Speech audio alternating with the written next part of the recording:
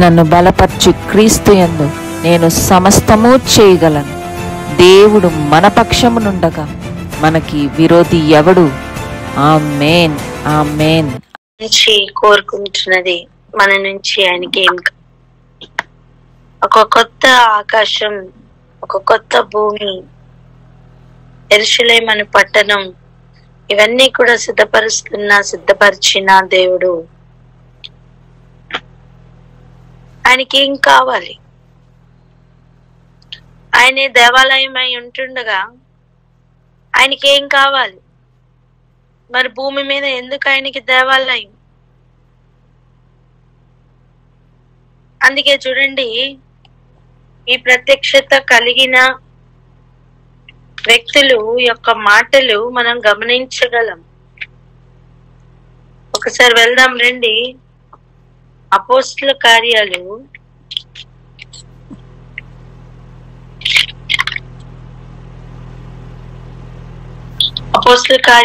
7వ అధ్యాయం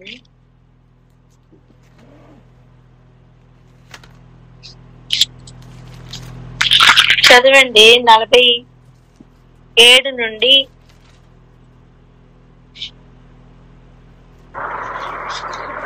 51 వరకు. అపోస్తలుల కార్యములు 7వ అధ్యాయం 47 నుండి 51 వచనములు. అయితే సొలొమోను ఆయన కొరకు మందిరము కట్టించెను. అయినను ఆకాశము నా సింహాసనము, భూమి నా పాదపీఠము. మీరు నా కొరకు ఎలాంటి మందిరము కట్టుదురు? నా విశ్రాంతి స్థలమేది? ఇవన్నీ నా హస్తకృతములు కావా అని ప్రభువు చెప్పుచున్నాడు అని ప్రవక్త పలికిన ప్రకారము సర్వోన్నతుడు హస్తకృతాలయములలో నివసింపడు. ముష్కరులారా, హృదయములను చెవులను దేవుని వాక్యమునకు లోపరచనొల్లని వారలారా, మీ పితరుల వరే మీరును ఎల్లప్పుడూ పరిశుద్ధాత్మను ఎదిరించుచున్నారు. ఈ గ్రహింపు కలిగిన తన ప్రవక్తల ద్వారా, తన పితరుల ద్వారా దేవుడు అనేక మార్లు మాట్లాడారు. ఆ మాటని ఇక్కడ అడుగుతున్నారు. ఆకాశం నా సింహాసనం, భూమి నా పాదపీఠం. ఇక మీరు నన్ను ఏ మందిరంలో ఉంచుదాం అనుకుంటున్నారు? నేను చేసిన, నా చేత్తో నేను చేసినవి, వాటిలో ఒక చిన్నది ఏదో మందిరం లాగా కట్టి దానిలో ప్రభు అక్కడే ఉండిపోతారు అనుకుంటే ఎలా? ఉంచాలనుకుంటే ఎలా? ఎందుకంటే దేవాలయం అనేది చాలా ఉన్నతమైన కాన్సెప్ట్ అండి. ఆయనే దేవాలయమై ఉన్నారు. ఇక నువ్వు ఆయనే దేవాలయం ఉంటే ఆయన్ని తీసుకుని వచ్చి ఎక్కడ పెట్టగలం? అంతేకాకుండా ఆయన్ని తీసుకొని రావడమే కాదు, లేదా ఆయన కొరకు ఒక మందిరం కట్టడమే కాదు, ఆ మందిరం కోసం జరుగుతున్న రాజకీయాలు ఎంత భయంకరమైన రాజకీయాలు! ఒక పక్కన, ఇంకొక పక్కన ఆ మందిరం అడ్డం పెట్టుకొని ఆ మందిరంలోనే జరుగుతున్న హేయ క్రియలు ఒక పక్కన, ఇంకొక పక్కన రూకలు మారుస్తూ జరుగుతున్న వ్యాపారం, ఇంకొక పక్కన అక్కడికి వస్తున్న వారితో జరుగుతున్న వ్యభిచారం. ఇవన్నీ ఆయనకి ఎంత కోపమును పుట్టించవచ్చు ఒకసారి ఆలోచిద్దాం. దేవుడు మనుషులకు అర్థం అవడం కోసం ఒక స్టాండర్డ్ ని పెంచుకుంటూ వెళ్ళారు. పిల్లల్ని చూడండి, ఒక 6-7 సంవత్సరాల పిల్లవాడిని లేదా ఒక 8 ఏండ్ల పిల్లవాడిని పిలిచి నువ్వు ఏ స్టాండర్డ్ అని అడిగితే వాడు ఒక స్టాండర్డ్ చెప్తారు. ఏం చెప్తారు చెప్పండి?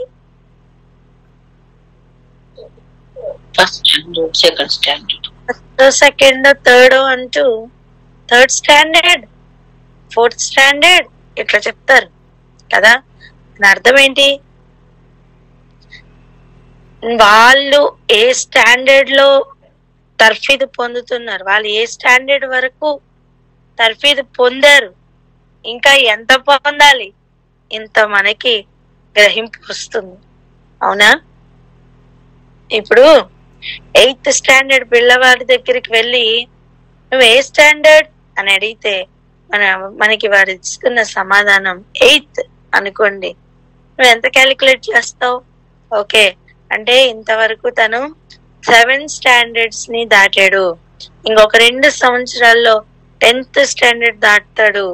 ఇవన్నీ కూడా క్యాలిక్యులేషన్ వచ్చేస్తాయి కదా.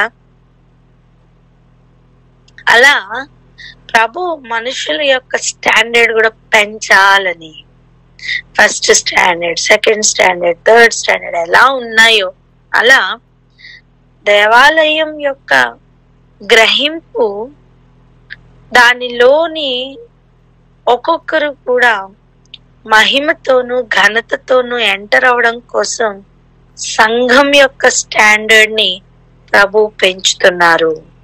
ఆమేనని చెప్తాం. వాటిల్లో తేడా వస్తే, వాటిల్లో ఇంకా స్టాండర్డ్ పెరగకపోతే ప్రభువుకు, పరిశుద్ధాత్ముడికి కోపం అనలేను కానీ దుఃఖం వస్తుంది అంటున్నాను. ఏమొస్తుందండి? కోపం కాదు కానీ ఏమొస్తుంది? దుఃఖం వస్తుంది.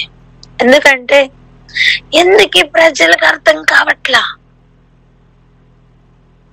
ఎందుకు వీళ్ళు మొదటి మూల పాఠాల్లో ఆగిపోతున్నారు? ఒక్కొక్కరి స్టాండర్డ్ పెరగాలి కదా. నువ్వు 8th స్టాండర్డ్ కి వేరే బుక్స్ ఉంటాయి, ఫస్ట్ స్టాండర్డ్ లో నువ్వు చదవలేదా బుక్స్ తీసుకుని వచ్చి ఇప్పుడు 8th స్టాండర్డ్ లో కూర్చుని 8th స్టాండర్డ్ లో ఉండవలసిన బుక్స్ విడిచిపెట్టి ఫస్ట్ సెకండ్ స్టాండర్డ్ బుక్స్ ని సాన పట్టి వాటిని బాగా సాధన చేయడం వల్ల ఏం ప్రయోజనం? అవి నువ్వు ఎప్పుడు చదివిండాలా చెప్పండి? ఏ ఏజ్ లో చదివిండాలా? మీకు అర్థమవుతుందా? 13-14 ఏండ్ల వయసులో 8th స్టాండర్డ్ చదవాలి, కానీ ఆ వయసులో 7-6 ఏండ్ల వయసులో చదవాల్సిన ఫస్ట్ స్టాండర్డ్ బుక్స్ తెచ్చుకొని చదివితే ఎలా ఉంటుందో నేటి సంఘ పరిస్థితి కూడా అలానే ఉంది.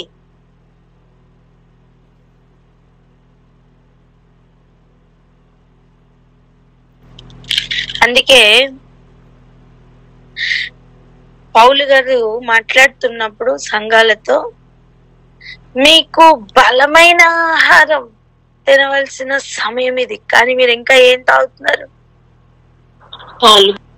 పాలే తాగుతున్నారు. అంటే ఏంటి అర్థం? మీ స్టాండర్డ్ ఈ పాటికి 13-14 ఏండ్ల వానికి ఉండవలసినంత స్టాండర్డ్ లో మీరు ఉండాలి, కానీ కనీసం 6 ఏండ్ల పిల్లవాడు కూడా కాదు, ఇంకా 1 సంవత్సరం పిల్లవాడు పాలు తాగుతున్నట్టుగా ఆ ఏజ్ లో మీరు ఆగారు. అంటే ఏంటి? కనీసం ఇంకా పాలు తాగే పిల్లల్ని స్కూల్లో జాయిన్ చేస్తారా చెప్పండి? పాలు తాగే పిల్లల్ని ఫస్ట్ స్టాండర్డ్, సెకండ్ స్టాండర్డ్ లో వేసేస్తామా? నయ్యం. అంటే ఏంటి? కనీసం పాఠశాలలో కూడా జాయిన్ అవ్వలేదని అర్థం. పాలు తాగు వయసులోనే ఇంకా ఉంటే ఇంకా స్కూల్లో కూడా జాయిన్ అవ్వలేదని అర్థం. ఒక్కసారి ఆలోచిద్దాం. సంఘమును చూసి మీరు బలమైన ఆహారం తినాలి కానీ ఇంకా పాలే తాగుతున్నారు అంటే స్టాండర్డ్ పెరగలేదని అర్థం, ఎదుగుదల రాలేదని అర్థం, ఆ గ్రహింపు రాలేదని అర్థం, జీర్ణ వ్యవస్థ ఇంకా ఆ తిండికి అలవాటు పడలేదని అర్థం. దేవుడు మట్టికి రావాల్సిన ఆహారమును మన్ను నుంచి పుట్టించి ఇస్తున్నారు. మట్టి శరీరం, అందుకనే ఆహారం మొత్తం కూడా మట్టిలోనే వెతుక్కుంటాం. అవును, మొక్కలు ఎక్కడి నుంచి వస్తున్నాయి? మట్టిలో నుంచే కదా. ధాన్యం ఎక్కడి నుంచి వస్తుంది? అదే మట్టిలో నుంచి కదా. కానీ ఆత్మకు కావలసిన ఆహారం దేవుని యొద్ద నుండే రావాలి. కారణం, ఆత్మ దేవుని యొద్ద నుండి వచ్చింది గనుక ఆహారం కూడా ఎక్కడి నుంచి రావాలి? దేవుని యొద్ద నుండే రావాలి. భూమి మీద ఎలా అయితే పాలు తాగే వయస్సు, ఎదుగుతున్న వయస్సు, బలమైన ఆహారం తీసుకునే వయస్సు అని ఉన్నాయో, పరలోకం నుండి వస్తున్న ఆహారంను కూడా అరిగించుకోవడానికి, గ్రహించుకోవడానికి పాలు తాగుతున్న వయసు, ఎదిగిన వయసు, బలమైన ఆహారం తీసుకుంటున్న వయస్సు అంటూ తేడా ఉంది. ఎదుగుదల ఉంది. ఎదుగుదల లేని సంఘమును చూసి పరిశుద్ధాత్ముడు దుఃఖపడుతున్నారు. అందుకే ఈ మాట ఇలా పలికించారు, మీరు ఇంకా పాలు తాగుతున్న వారుగానే ఉన్నారని. ఎప్పుడు చెప్పాలి? ఎప్పుడు? మీలో ఇంకను కలహములు, అసూయలు ఉన్నప్పుడు. మరి ఏంటండి, ఎంతో పెద్ద భీకరంగా కనిపిస్తున్న 50 ఏండ్ల వయసు ఉన్నా సరే అసూయ, కలహం ఉన్నది అంటే ఆ వ్యక్తి ఇంకా పాలు తాగుతున్న వయస్సులోనే ఉన్నారని అర్థం. గ్రహిస్తున్నారా? వయస్సు పెరిగింది, విగ్రహ పుష్టి, కానీ గ్రహించే మనస్సు లేకపోతే, అంటే అరిగించుకునే మనస్సు, అరిగించుకునే కడుపు లేకపోతే అది ఎలాగ స్టాండర్డ్ పెరగలేదో అలా వయస్సు అయితే పెరిగింది, కానీ గ్రహింపు రాని వారిని చూసి ఇంకా పాలు తాగుతున్న వారే అన్నారు. పాలు జనరల్ గా పాలు విడిచిన అనుభవం ఒకటి ఉంటుంది. చెప్పండి, పాలు విడిచిన అనుభవం అని. ఒకటి ఉంటుంది. పాలు విడిచిన అనుభవం కలగగానే మనం ఏం చేస్తాం? స్లోగా బలమైన ఆహారంకు అలవాటు చేస్తాం. ఒక్కొక్క టేస్ట్ మనం చూపిస్తూ ఉంటాం. బిడ్డలకి అన్ని పోషక ఆహారాలు రావాల్సిందే. అవునా? నువ్వు 18 సంవత్సరాలు 20 సంవత్సరాలు పాలుతోనే బ్రతకగలవా? వేరే ఆహారం నాకు వద్దు అనగలవా? లేదు కదా. మరి భూమి పెద్దదా, పరలోకం పెద్దదా? చెప్పండి. పరలోకమే పెద్దది. అప్పుడు భూమి మీద ఎక్కువ ఆహారం ఉంటుందా? ఎక్కువ వెరైటీస్ ఉంటాయా? పరలోకంలో ఎక్కువ ఆహారం, ఎక్కువ వెరైటీస్ ఉంటాయా? చెప్పండి. పరలోకంలోనే ఆహారం ఉంటుంది. పరలోకం యొక్క ఆహారమే ఇంకా ప్రత్యేకమే ఉంటుంది. వెరైటీస్ ఎక్కువ ఉంటాయి. ఇంకా ఎక్కువ గ్రహించుకోవడానికి, అరిగించుకోవడానికి ఎక్కువ ఎఫర్ట్స్ కావాలి. ఇంత స్టాండర్డ్ కలిగిన పరలోకపు ఆహారాన్ని గ్రహించడానికి సంఘం యొక్క స్టాండర్డ్ పెరగాలని ప్రభు ఆశపడుతున్నారు. అది లేని సమయం ప్రభు ఎలా మాట్లాడుతున్నారో ఒక్క మాట మనమందరం చదువుకున్న వచనం ఒక్కసారి చదువుకుందాం. హెబ్రీ పత్రిక 5వ అధ్యాయం 12వ వచనం ఒక్కసారి చూడండి. కాలమును బట్టి చూచితే మీరు బోధకులుగా ఉండవలసిన వారై ఉండగా దేవోక్తులలో మొదటి మూల పాఠములను ఒకడు మీకు మరలా బోధింపవలసి వచ్చెను. మీరు పాలు త్రాగవలసిన వారే గాని బలమైన ఆహారం తినగలిగిన వారు కారు. ఇంకా మరియు పాలు త్రాగు ప్రతి వాడును శిశువే గనుక నీతి వాక్య విషయంలో అనుభవం లేని వాడై ఉన్నాడు. పాలు తాగుతున్న వయసులో ఆగిపోవడంకి కారణం ఏంటి? అండ్ అలా ఆగిపోవడం వలన ప్రాబ్లం ఏంటి అంటే నీతి వాక్య విషయంలో అనుభవం ఉండదట. శిశువుగా ఆగిపోతే ప్రాబ్లం ఏంటి? నీతి వాక్య విషయంలో అనుభవం జ్ఞానం ఉండదు. చెప్పండి అన్నమాట. శిశువుగా ఆగిపోతే నీతి వాక్య విషయంలో అనుభవ జ్ఞానం ఉండదు. అదే ప్రాబ్లం. దయచేసి మ్యూట్ తీసి అందరు చెప్తాం, నీతి వాక్య విషయంలో అనుభవ జ్ఞానం కావాలి అని. నీతి వాక్య విషయంలో అనుభవ జ్ఞానం కావాలి. స్తోత్రం. ఇప్పుడు చూడండి, శిశువుగా ఉండిపోవడం వలన పాలు తాగుతూ అబ్బా నాకు చాలా బాగుంది అనుకుంటూ ఉండిపోవడం వలన ప్రాబ్లం ఏంటి? నీకు ఇంకే రుచి తెలీదు. ఇది పుల్లగా ఉంటదండి, ఇది కారంగా ఉంటదండి అని నువ్వు వింటావే తప్ప అది రుచి చూసిన అనుభవం ఉండదు. నీతి వాక్య విషయం కూడా, నీతికి సంబంధించిన వాక్యంను గ్రహించడానికి మనకి అనుభవ జ్ఞానం కావాలి. అర్థం, we have to have an experience. అది ఇతరుల అనుభవం. నువ్వు చెప్పగలవే గాని నువ్వు ఆనందించలేవు, నువ్వు అనుభవించలేవు. లోపల నుంచి ఆ ఫీల్ నీకు రాదు. అబ్బా తేనెంత బాగుందో అని ఎంత ఎక్స్ప్రెషన్ చూసి సేమ్ ఎక్స్ప్రెషన్ ఇచ్చినా అది నువ్వు రుచి చూసిన అనుభవమా? చెప్పండి. కాదు. పిల్లలకు చూడండి, పాలు తాగుతున్న పిల్లల్ని ఒక 10 మందిని వరుసగా పెట్టండి. నిమ్మకాయ ఏం రుచి ఇస్తుంది? లోపలదైతే పులుపు, బయటదైతే చేదు. ఇస్తుందా లేదా? ఇప్పుడు ఆ 2 రుచులు పట్టుకొని 10 మంది దగ్గరికి వెళ్ళండి. అందరూ ఒకటే ఎక్స్ప్రెషన్ ఇస్తారా?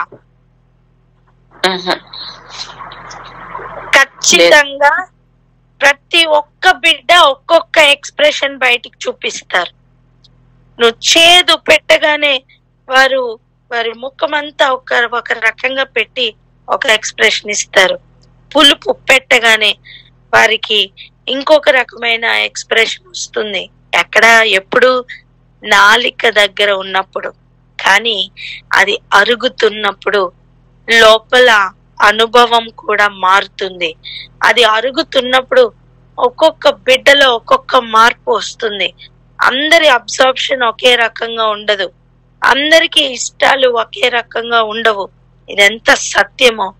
ఓ సంఘంలో ఎదుగుతున్న ఒక్కొక్క బిడ్డ కూడా అనుభవ జ్ఞానం, నీతి వాక్య విషయమైన అనుభవ జ్ఞానం ఒక్కొక్కరికి ఒక్కొక్క విధంగా పనిచేస్తుంది. ఎంతమందికి అర్థమవుతుంది? అర్థమవుతుంది. నువ్వు సేమ్ ఎక్స్ప్రెషన్, పాలు తాగిన అనుభవం ఎటువంటి అనుభవం తెలుసా? అందరిలోని ఒక్కటే ఎక్స్ప్రెషన్ ఎక్స్పెక్ట్ చేయడం. అందరి పిల్లల్లోని కూడా ఒకటే స్టాండర్డ్ ఉంటది అనుకుంటావు. లేదు నాన్న, ఉండదు. నువ్వు పెట్టింది ఒకటే నిమ్మకాయ, నువ్వు పెట్టింది ఒక్కటే, కానీ ఆ 10 మంది కూడా 10 రకాలుగా స్పందిస్తారు. అలాగనే ప్రతి ఒక్క బిడ్డ వాక్యమునకు ఒక్కొక్కరు ఒక్కొక్క విధంగా స్పందిస్తారమ్మా. దేవునికి ప్రతి ఒక్కరిలోనూ అనుభవ జ్ఞానం కావాలని ఆశపడుతున్నారు. ఎంతమందికి అర్థమవుతుంది? ఆయన తన దేవాలయమునకు తీసుకుని వెళ్ళడానికి సంఘం యొక్క స్టాండర్డ్ పెంచాలని, నేను మీ యొద్ద నివసిస్తాను, నేను మీలో నివసిస్తాను. ఎంత తేడా ఉంది! నేను మీ యొద్ద నివసించడానికి పాళెములో మధ్యలో నా కొరకు ప్రత్యక్ష గుడారంను మీరు ఏర్పాటు చేయాలి. అర్థం? సెంటర్ ఆఫ్ పాయింట్ లో అర్థమవుతుందా? అంటే ఇంకా మీ కాన్సన్ట్రేషన్ మొత్తం దేని మీద ఉండాలి? దాని మీదే ఉండాలి. నేను మీ వద్ద నివసిస్తాను, మీరు నా ఆజ్ఞలు కట్టడాలు మీరు గైకొనాలి. ఇవన్నీ చెప్తున్నప్పుడు అది ఒక స్టాండర్డ్. ఇప్పుడు అది మారింది, ఎదిగింది, అనుభవ జ్ఞానం కావాలి. ఇప్పుడు ఎక్కడ ఉండాలి? ఆ ప్రత్యక్ష గుడారం యొక్క ప్రత్యక్షత మొత్తం ఇప్పుడు ఎక్కడ ఉండాలి? హృదయంలోనికి రావాలి. చెప్పండి. ఇప్పుడు మీలో నివసిస్తానంటున్నారు, అవునా? అంటే ఏంటి? స్టాండర్డ్ పెరిగిందా లేదా? హల్లెలూయా. ఇప్పుడు దానితో పాటు స్టాండర్డ్ ని పెంచుకోలేని ప్రధాన యాజకులేనండి, పెద్దలేనండి, పరిసయ్యులేనండి వాక్యమునకు విరోధముగా పనిచేస్తున్న వారిగా మారిపోయారు. మీకు అర్థమైందా? ఎవరి స్టాండర్డ్ అయితే పెరగదో వారే కలహ ప్రియులుగా మారిపోతారు. ఇది రాసి పెట్టుకోండి. ఎదుగుతున్న వారితో ఎదగకుండా ఉన్నవారే, ఎదుగుతున్న వారితో ఎదగకుండా ఆగిన వారే కలహ ప్రియులుగా మారిపోతారు. రైట్ అన్నమాట.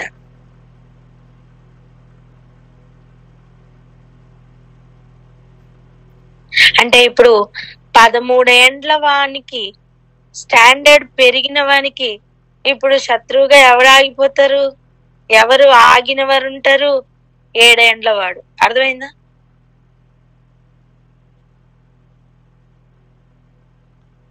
ఇంకొక యాంగిల్ చెప్తా. ఇద్దరు 13 ఏండ్ల వాళ్ళే, కానీ ఒకటి స్టాండర్డ్ 13 ఏండ్ల వరకు వచ్చింది, ఒకటి స్టాండర్డ్ 7 ఏండ్ల పిల్లవాడికి ఉండవలసిన దగ్గర ఆగిపోయింది. ఇప్పుడు వాళ్ళిద్దరి మధ్యలో ఐక్యత ఉంటదా? కలహం ఉంటదా? చెప్పాలి.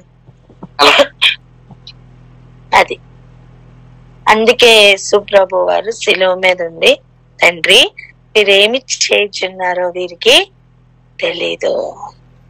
ఎందుకు? ఆ గ్రహింపు రాలే. ఎందుకు?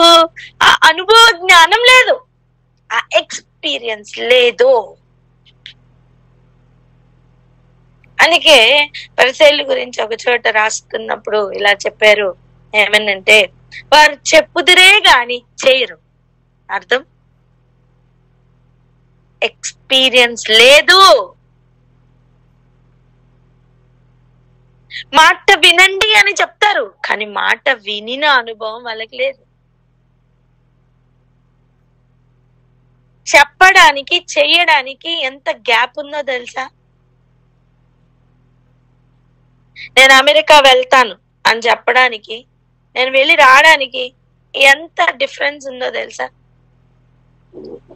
అంత డిఫరెన్సే ఒక మాట చెప్పడానికి చెయ్యడానికి ఉందండి.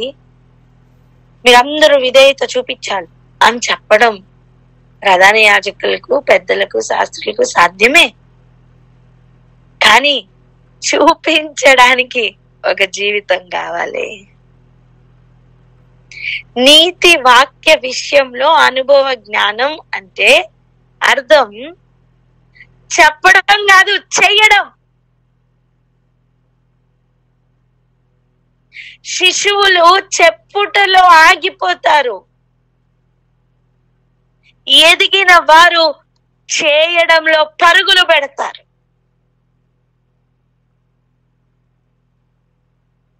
అందుకే చూడండి, హెబ్రీ పత్రిక 5వ అధ్యాయం 14వ వచనం ఒకసారి చదవండి.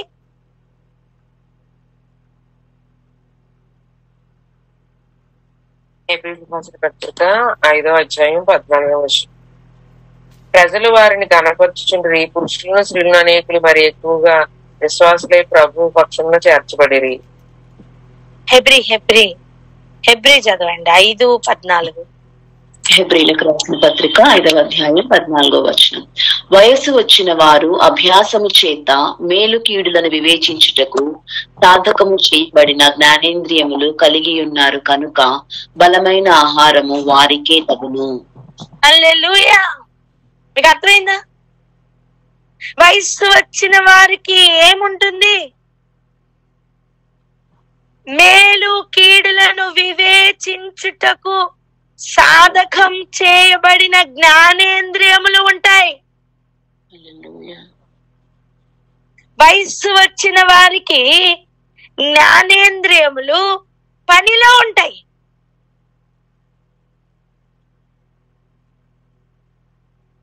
ఏమండి, పాలు అరిగించుకోవడానికి ఎక్కువ ఎంజైమ్స్ కావాలా? బలమైన ఆహారం అరిగించుకోవడానికి ఎక్కువ ఎంజైమ్స్ కావాలా? బలమైన అరిగించుకోవడం. అవునా? అవునా? ఒక పెరుగన్నానికి కడుపు ఎక్కువ కష్టపడుతుంది అరిగించుకోవడానికి. ఒక స్ట్రాంగ్ మంచి బిర్యానీకి అరిగించుకోవడానికి కష్టపడుతుందా కడుపు? బిర్యానీ ఎలా అయితే ఇలా డిఫరెన్స్ ఉందో, వాక్యము కూడా అంత సేమ్ కాదు. హలో, సేమ్ రిఫరెన్స్ తీసినంత మాత్రాన వాక్యం సేమ్ కాదు. చెప్పు ఆ మాట. సేమ్ రిఫరెన్స్ అయినా వాక్యం సేమ్ కాదని. సేమ్ రిఫరెన్స్ అయినా వాక్యం సేమ్ కాదు. రైటా? ఇంకా సేమ్ రిఫరెన్స్ అయినా డెప్త్ ఒకటి కాదు. సేమ్ రిఫరెన్స్ అయినా అనుభవం ఒకటి కాదు. మన జ్ఞానేంద్రియములు ఆ వాక్యంలోంచి పాలు తాగగలవు, అదే వాక్యంలో నుంచి బలమైన ఆహారం కూడా తినగలవు. సంఘంను ఇప్పుడు మనం ఏ స్టాండర్డ్ కి ఎదిగి ఉండాలని దేవుడు ఆశపడుతున్నారో ఈరోజు గ్రహించాలి. మనం సాధకం చేయబడిన జ్ఞానేంద్రియములు ఆల్రెడీ సంఘానికి ఉండాలని ఆశపడుతున్నారు ప్రభు.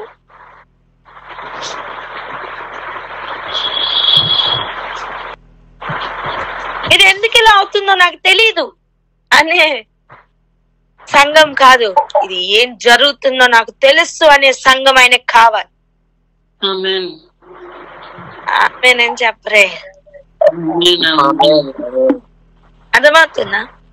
ఒకటే వాక్యం చదువుతున్నా, మన లోపల ఉన్న జ్ఞానేంద్రియములు గ్రహించడం అనేది పనిచేస్తుంది.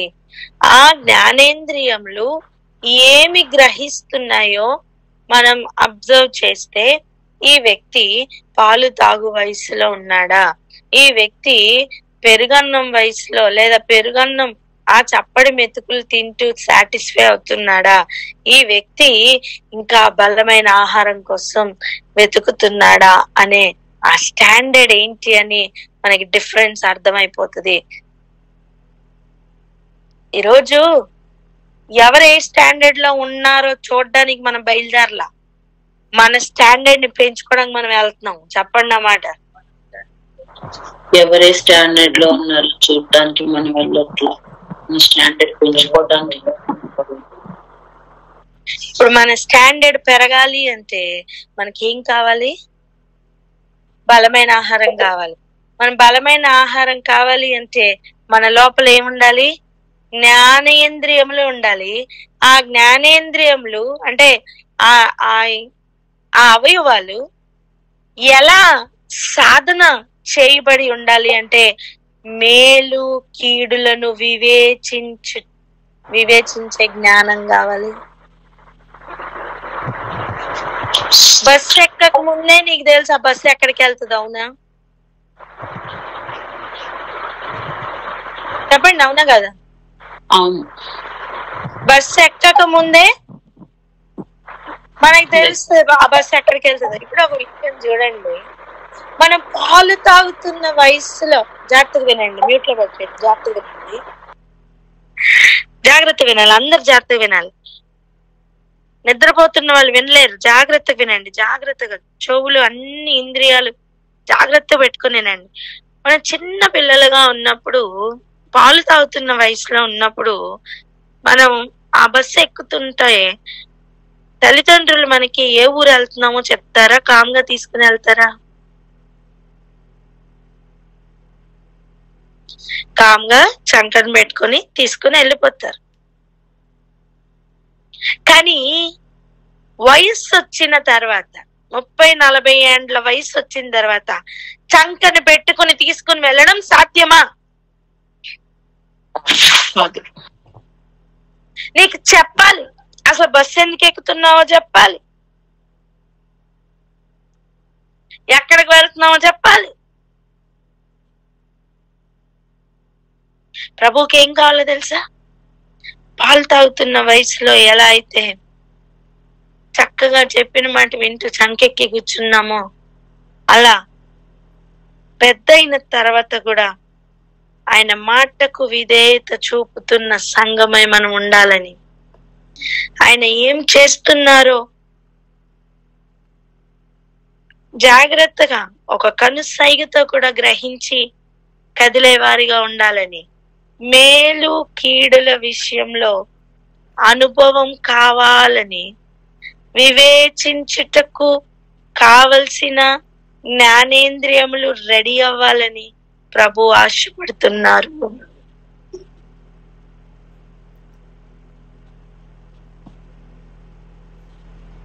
ఇది కరువైన సమయం. నువ్వు ఎలా సంఘంగా నిలబడతావు? ఆయన దేవాలయంకు కావలసిన స్టాండర్డ్ కి ఎలా రీచ్ అవుతాం? హస్తకృతాలయాల్లో ఆయన ఉండాలని ఆశపడట్లా. ప్రస్తుతం మనలో నివసించాలన్న ఫేజ్ లో మనం ఉన్నాం. మనం ఆయనలో ఉండే రాజ్యానికి మనం వెళ్ళబోతున్నాం. మనలో ఇప్పుడు ఆయన ఉండి నడిపించే లెవెల్లోనికి ఇప్పుడు మనం రాకపోతే ఆయన మనల్ని తీసుకుని వెళ్ళరు. ఒక ఎగ్జాంపుల్ వినండి. నువ్వు పాతింటి నుంచి కొత్త ఇంటికి వెళ్తున్నావు, నీకు పనికిరాని సామాను తీసుకెళ్తావా? తీసుకెళ్ళాం. అన్ని కొత్త ఇంటికి వెళ్ళేటప్పుడు కొత్త సామానే కావాలని ఆశపడతావు. కానీ నువ్వు పాతింటి నుంచి ఒక వస్తువును నేను విడిచిపెట్టలేను, నేను ఎక్కడికి వెళ్ళినా నాకు ఇది నాతో ఉండాలి అంటే అదెంతో విలువైందై ఉండాలి. అవునా? ఎగ్జాక్ట్ గా అలాగనే ఈ పాత భూమి, పాత ఆకాశం నుండి మనల్ని ప్రభు ఆయనతో తీసుకుని వెళ్ళాలంటే మనం ఆయనతో ఉండాలండి.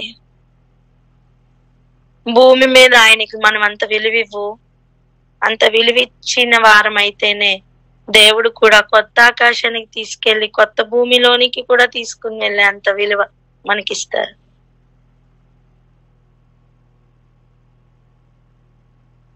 ఇక్కడ మనం ఆయన్ని లైట్ గా తీసుకుంటే ఆయన కూడా మనల్ని లైట్ గా తీసుకుంటారు. మన ప్రయారిటీస్ విషయంలో చూడండి, మన భూ సంబంధమైన పనులన్నిటికీ ఫస్ట్ ప్లేస్, దేవుని పనికి మాత్రం లాస్ట్ ప్లేస్. దేవుడు కూడా అలాగే చేస్తారు. మనుషుడు ఏమి విత్తునో ఆ పంటనే కోయును.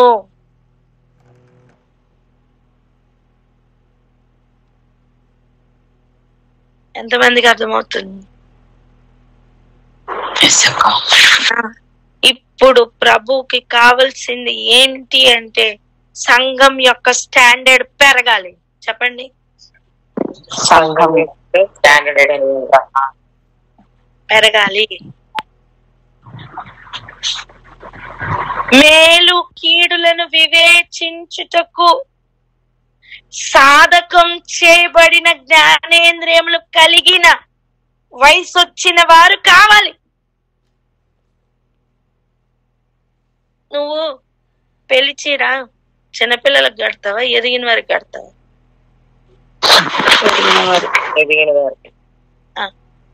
ఇదిగో ఇలా వయసు వచ్చిన వారికే నెక్స్ట్ లెవెల్ ఉంటుందండి.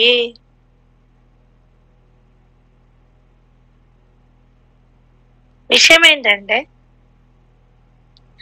నువ్వు 7 ఏండ్ల వయస్సు గలవాడవైనా సరే, 50 ఏండ్ల వయస్సులో ఉండవలసిన గ్రహింపు జ్ఞానం కలిగి ఉండుట సాధ్యమే.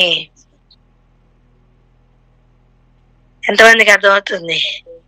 అందుకే పసిబాలుని చూసి యేసు ప్రభు వారు ఒకసారి చాలా సంతోషంతో నిండిపోయారండి.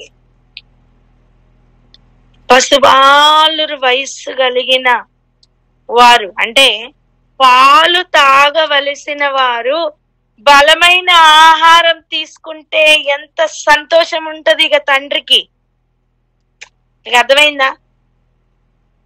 బలమైన ఆహారం తీసుకోవలసిన వారు పాలు తాగుతుంటే దుఃఖపడిన ప్రభు, పాలు తాగవలసిన వారు బలమైన ఆహారం తీసుకోగలిగిన వారిగా మారుతుంటే ఆయనకు ఎంత సంతోషం ఉంటుందో ఒక్కసారి ఈ సమయంలో ఆలోచించుదాం.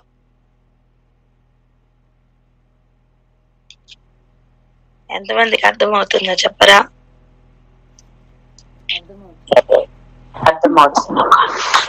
హల్లెలూయా. ఇక్కడనే ఆగి ఒకసారి ప్రార్థన చేద్దాం. ఎవరైనా ప్రార్థన అందుకోండి.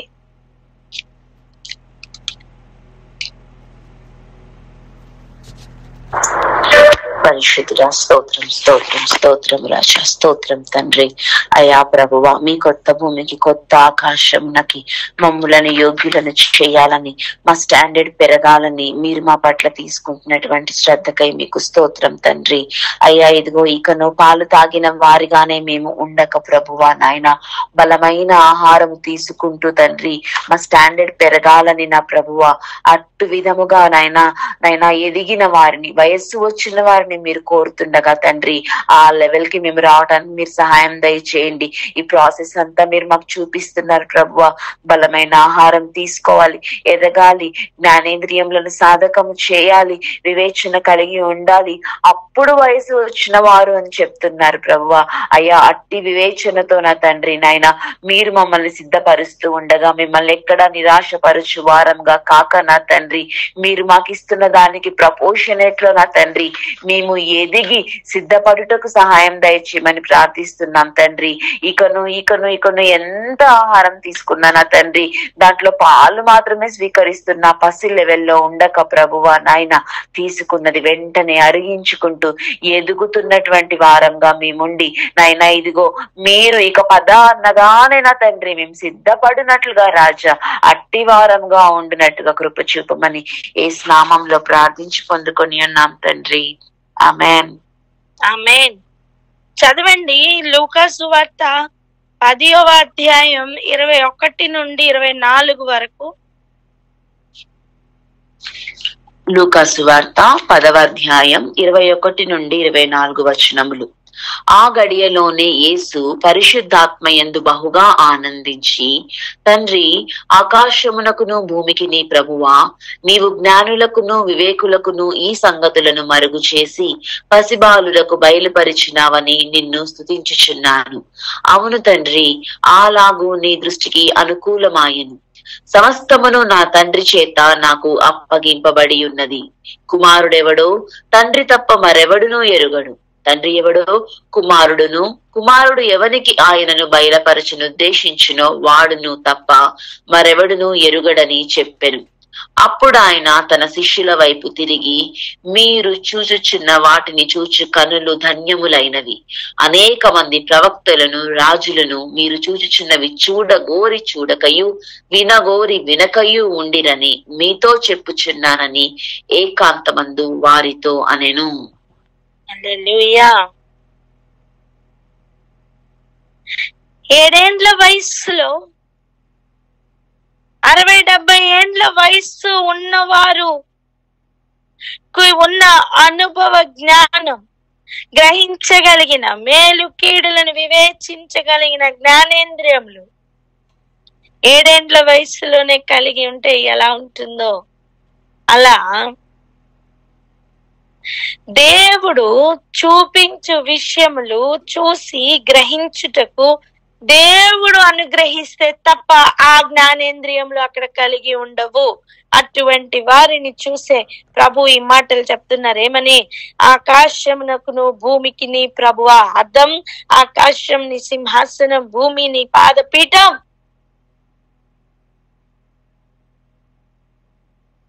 వాటికి ప్రభువైన వాడా, నీవు జ్ఞానులకును వివేకులకును ఈ సంగతులు మరుగు చేసి. అర్థం? ఎందుకు మరుగు చేస్తారు? మరి స్టాండర్డ్ పెరగలేదు కనుక. అర్థమవుతుందా అండి?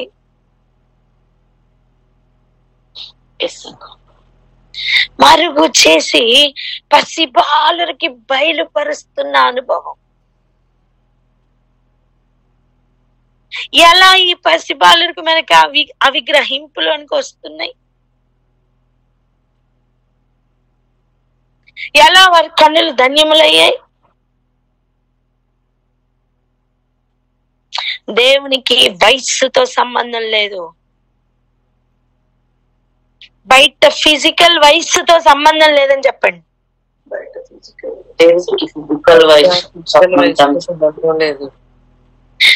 మనకి నేను ఇన్ని సంవత్సరాలు అయిందండి. ఎన్ని సంవత్సరాలు ఎక్స్పీరియన్స్ మీకు అర్థమైందా? ఒక కంపెనీలోకి వెళ్తే నువ్వు ఒక 30 ఏండ్ల సర్వీస్ ఉన్నవాడు అబ్బా అని చూస్తాం. ఎంత గ్రేట్! నేను 30 ఏండ్ల ఇండస్ట్రీ అని చెప్తాను. కరెక్టే. ప్రభుకి ఆ వయసుతో సంబంధం లేదు. ప్రస్తుతం నీకున్న ఆశతో సంబంధం ఉంది. ఆమెన్. ఆమేన్.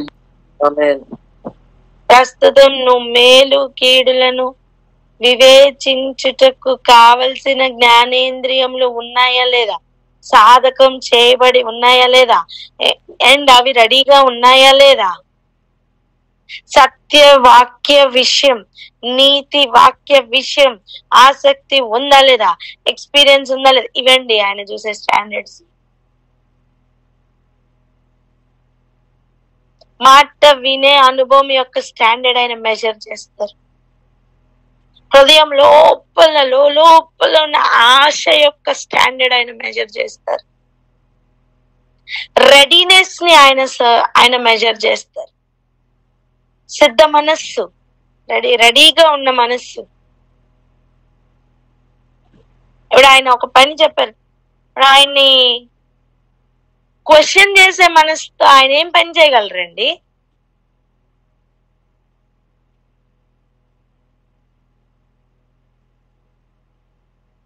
ఎన్ని విషయాల్లో మనం ఎదగాలో తెలుసా?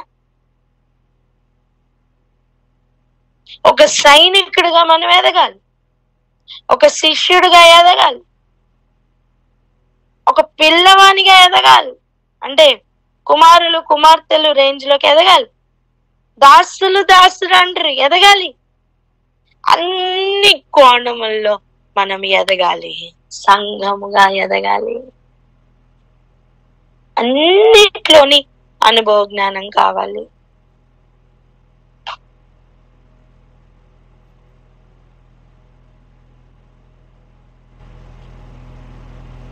పసిబాలురు గ్రహిస్తుంటే, పసిబాలురికి బయలుపరచబడుతుంటే కుమారుడైన యేసయ్య సంతోషిస్తున్నారు. ఆ సమయం ఆయన ఏం చెప్తున్నారు? అనేక మంది ప్రవక్తలు రాజులను మీరు చూడాలనుకున్నారు కానీ చూడలేకపోయారు. వినాలనుకున్నారు కానీ వినలేదు.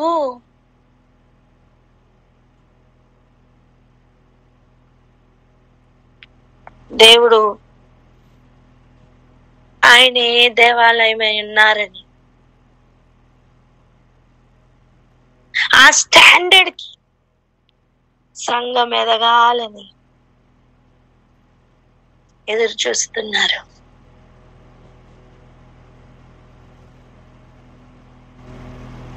ప్రస్తుతం మనం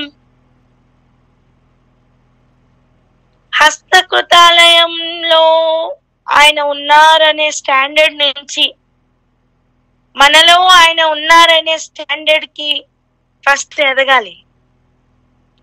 ఆ గ్యాప్ లోనే స్టెఫన్ రాళ్ళతో కొట్టి చంపారండి. ఆ గ్రహింపు రాకనే యేసయ్యని దేవాలయం 3 రోజుల్లో పడగొడతా, మీరు పడగొట్టండి నేను కడతానని చెప్తే అలా కోపం వచ్చేసిందండి.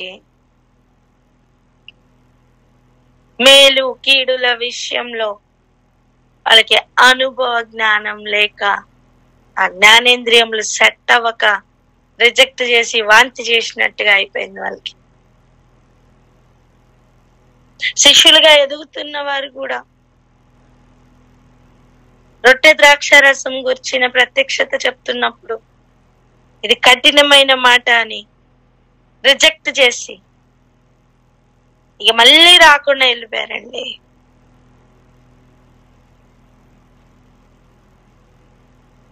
ఇక ఒక్కొక్క ఫుడ్ తింటున్నప్పుడు ఒక్కొక్క అనుభవం ఉంటుంది. నువ్వు ఏదో తింటున్నప్పుడు నీకు భయంకరమైన ఎక్స్పీరియన్స్ వచ్చింది అనుకో, నువ్వు మళ్ళీ ఆ ఫుడ్ జోలికి వెళ్తావా? దాని మీద ఒక అసహ్యం డెవలప్ అయిపోతుంది. అవునా? ఎంత మంచిదైనా సరే కొంతమంది వాటిని ముట్టరు. ఎందుకు? వారితో దానికి వచ్చిన ఎక్స్పీరియన్స్ లేదా ఆ పదార్థంతో వారికి వచ్చిన ఆ అనుభవాన్ని బట్టి వారికి దాన్ని ఎన్నడూ ముట్టరు కదా. ప్రభు ఏం ఆశపడుతున్నారు తెలుసా? అన్ని విషయాల్లో ఎదగాలని. చెప్పండి. అన్ని విషయాల్లో ఎదగాలని ఆశపడుతుంది. నువ్వు ఆహారం తినడమే కదా, ఆహారం సిద్ధపరిచే విషయంలో కూడా నువ్వు ఎదగాలి. సిద్ధపరచడం ఈజీయా?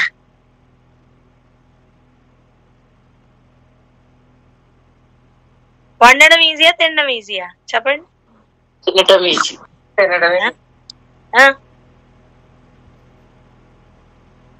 అలా తిని అరిగించుకోవడానికే కష్టపడుతున్న వయసులో ఉంటే సంఘం ఎప్పుడు సిద్ధపరచుకొని వస్తారు? అదే అక్కడ ప్రభు అడుగుతున్నది. సంఘం యొక్క స్టాండర్డ్ పెరగాలని 2000 సంవత్సరాల క్రితం నుంచే ఈ మాటలు రాసి ఉంటే మనం ఎక్కడున్నాము? ఫస్ట్ స్టాండర్డ్ బుక్స్ కాదు, ఇప్పుడు ఎలా తయారైందంటే out of the syllabus books తెచ్చుకొని ఇదే సిలబస్ అని చదువుకుంటున్న స్థితిలో ఉన్నాం ఇప్పుడు మనం.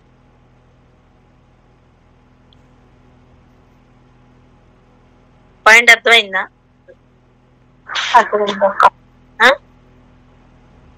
అసలు ఆ క్వశ్చన్స్ ఎగ్జామ్ లోనే రావు. అవే చదువుకుంటూ కూర్చుంటే, ఆ బుక్స్ తెచ్చుకుని కూర్చుంటే ఈ పిల్లవాని వయసు, ఈ పిల్లవాని ఆ 1 year అకాడమిక్ ఇయర్ ఎలా వేస్ట్ అయిపోద్దో అలా మన ప్రస్తుత ప్రయాణం వేస్ట్ అయిపోతున్న కాలంలో మనం ఉన్నాం. అబద్ధ బోధలు అంతగా మన మీద ప్రభావితం చేస్తున్నాయి. నికోలేతుల బోధలు అంతగా మన మీద ప్రభావితం చూపిస్తున్నాయి. బిలాము బోధలు అంతగా మనల్ని డైవర్ట్ చేస్తున్నాయి. ప్లీజ్ తొలగిపోవద్దు. మేలు కీడుల విషయంలో కావలసినంత అనుభవ జ్ఞానం మనకి కావాలి. సంఘంగా మనం ఎదగాలి.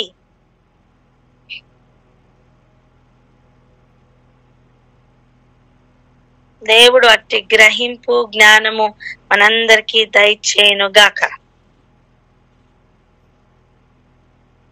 ఆమేన్. ప్రార్థన చేసుకుందాం.